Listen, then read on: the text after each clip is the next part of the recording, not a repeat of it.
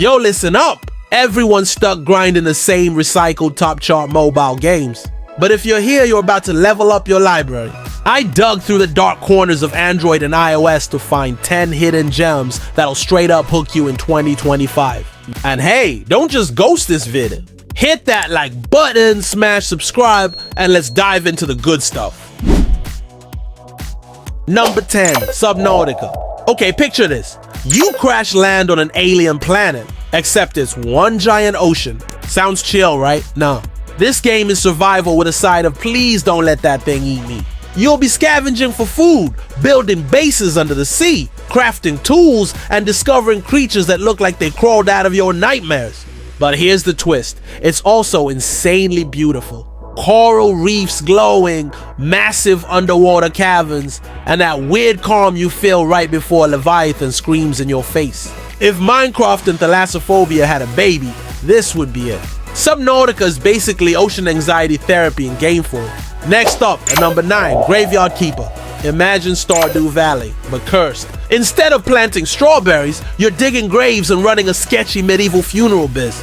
You collect resources, manage your graveyard, craft alchemy potions, and sometimes make very questionable moral decisions. Like, do you sell that body part for extra cash? The humor is dark, but the gameplay is cozy as hell. Think of it as how to hustle in the afterlife simulator. And once you fall into its grind loop, good luck escaping. Coming in at number 8, Candleman. This one's wild because you literally play as a candle, a walking, talking candle with limited light before you burn out.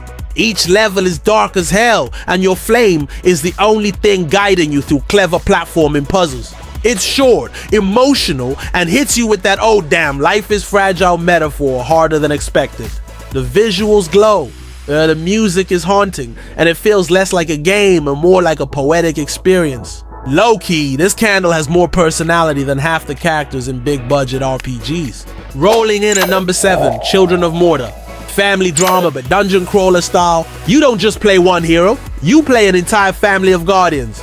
Dad with a sword, mom with a bow, kids with wild abilities. It's basically Fast and Furious, but with more monsters and less car insurance. The combat is slick, every family member feels unique, and the narrative ties it all together in this surprisingly emotional way. It's not just hack and slash, it's about legacy, love, and fighting corruption together. Like a family Netflix drama, except you control the fights. At number 6, Pizza Tower. Chaotic energy incoming. Pizza Tower is pure platforming madness. You're a stressed out Italian chef named Peppino who basically barrels through levels like a caffeine overdose. The art style looks like a 90s cartoon on steroids, the pace is ridiculous, and the music will live rent-free in your brain. It's fast, goofy, loud, and the kind of game where you're laughing while mashing every button in panic. It's not just a platformer, it's controlled chaos disguised as fun. Next, number 5, Boris and the Dark Survival. Remember Bendy and the Ink Machine? Yeah, Boris is back, but this time you're in control. Top-down survival horror, where every room feels like something's about to go wrong. You're sneaking, scavenging, and desperately avoiding the ink demon that could pop out at literally any second. Small in size but huge in tension. Every footstep, every creak gets under your skin. It's perfect if you want a bite-sized horror hit on the go. At number 4, Dandara, Trials of Fear. Gravity, never heard of it. In Dandara, you don't walk, you literally flip and fling yourself from wall to wall. This is a Metroidvania with some of the most unique movement in the genre. Tight pixel art, a mysterious world, and a storyline that hits surprisingly deep. It's fast, challenging, and creative in ways that make other platformers look basic. If you want a game that actually feels fresh, Dandara delivers. Taking the 3rd spot, Moth Lake, a horror story. Indie horror lovers, this one's for you. Moth Lake puts you in a creepy little town filled with secrets, choices, and the kind of atmosphere that makes you paranoid.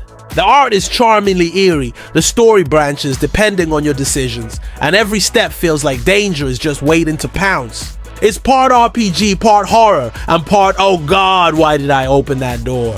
This isn't just cheap jump scares, it's story-driven horror that actually sticks. Runner-up at number 2, Danish 3D. Okay, hear me out. You're a dad, who's also a radish. Yep, Dadish is back, but this time in full 3D. You're platforming through colorful worlds, saving your radish kids, and cracking dad jokes that are so bad they loop back around to being funny. It's silly, wholesome, and surprisingly polished. Tight controls, creative levels, and humor that just works. This is proof you don't need dark lore or giant bosses. Sometimes you just need a dad radish trying his best. And finally, number 1, Eternites. Romance and apocalypse. Name a better combo. I'll wait. Eternites is a wild mashup of dating sim meets action RPG. You're slashing monsters 1 second, then going on heart-to-heart dates the next. Every relationship you build boosts your skills in combat, so love literally makes you stronger. The story has that Persona-style vibe, but moves faster and hits just as hard. If you want hard action and chaos in one package, Eternites is top tier.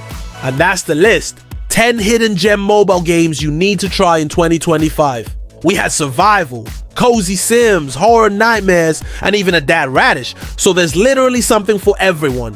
Which one's going on your download list first? Drop it in the comments, let's talk about it. And yo, don't just lurk like an NPC. Hit like, smash subscribe, and let's keep digging up more hidden gems together.